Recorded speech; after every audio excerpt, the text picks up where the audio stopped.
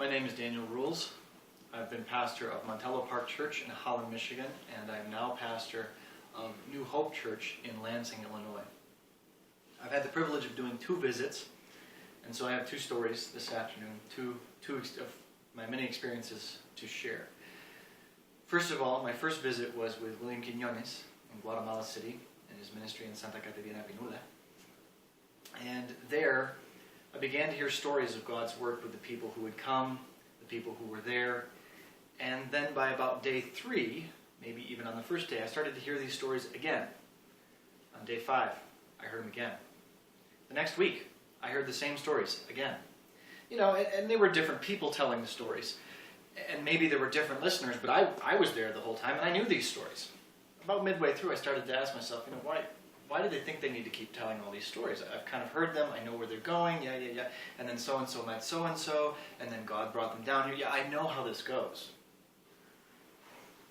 But what I needed to realize was that the retelling of stories and the repetition with different people that actually already knew the stories as well had very much less to do with information, with getting to the point, with telling facts and remembering facts and saying, okay, we understand this now, as I had been thinking, but rather was the pattern of testimony to what God has done.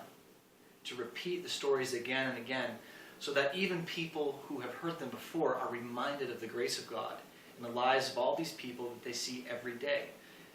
And this way of storytelling that I observed through Pastor William and others that I interacted with those 2 weeks there, it takes each day and it makes it into kind of a psalm.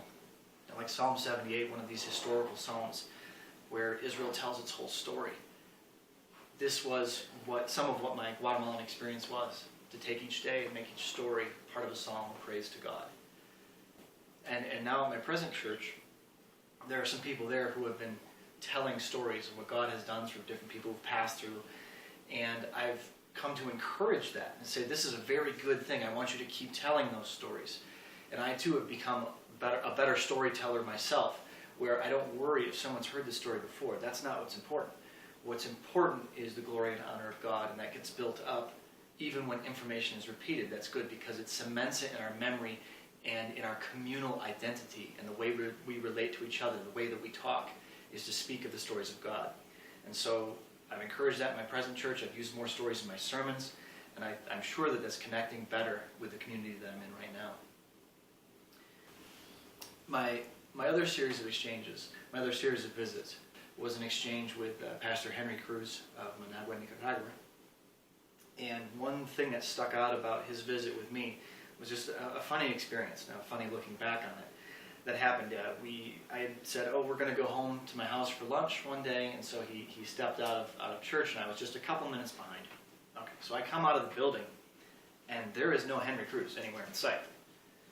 Where is this guy? Well, he must have gone to my house, so I'll just catch up to him there. So I get home and ask my wife, Beth. I said, Beth, have you seen Henry? She says, no. Isn't he with you? I start to get a little worried. Here I've lost my guest, perhaps? Well, hopefully not. So I run back to church, still not out in front. So then I go to a little Mexican grocery store that was in my neighborhood, and here I am, a white guy stepping into a Mexican grocery, asking for a Hispanic man by name. And I had to think, boy, they might be suspicious of why I'm looking for this person. But he wasn't there. They had no idea, so they said. So I've lost Henry somewhere in Holland, Michigan. I started to worry because I knew that in Holland, sometimes people without documents get picked up. Sometimes people do get deported. And I started to worry about Henry, thinking, what if he got picked up by the police? A Hispanic man who can't speak English, wandering around Holland, Michigan, who doesn't have his documents on him. What are they going to do to my guest? And so for a moment, for a very brief moment, I experienced some of the fear that people who don't have documents live with every single day. Not just as guests briefly, but every day of their family life, every time they step out their door. And that has provided me with some very healthy perspective on questions of immigration justice and what that might mean to implement, or what it might mean to live that way in the shadows. And that will be, going forward, I think, something that I use as a touchstone to say, we need to understand what people are experiencing when our system is broken. We need to understand how their families are put under pressure. And I understand just a little bit better.